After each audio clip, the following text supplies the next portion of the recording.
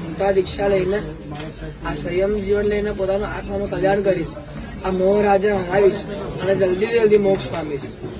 પણ આમાં હવે તમને ખબર શું કરવાનું છે? રો નથી કરવાનું. આ રોશો તેનાથી વધારે પુત્ર મોના કારણે એનાથી વધારે કર્મ તમને બંધાશે. જેથી કર્મ, જે વસ્તુ, જે ક્ષણને, જે સંયમને જોઈને કર્મ ખપવા જોઈએ, એ જ સંયમને જોઈને આપણા કર્મ બંધ થઈ શકે છે. તો બસ હું બધા આખા પરિવારને એ જ કહી રહ્યો છું, એ જ પ્રાર્થના કરું છું કે આજ પછી હવે તો ક્યારે બોલવાનું થશે નહીં, પણ અત્યારે આ એક જ વસ્તુ યાદ રાખજો કે આ દીકરાના દીક્ષા છે, આમાં રોવાનું નથી, હર્ષથી ગાંડા બનવાનું છે.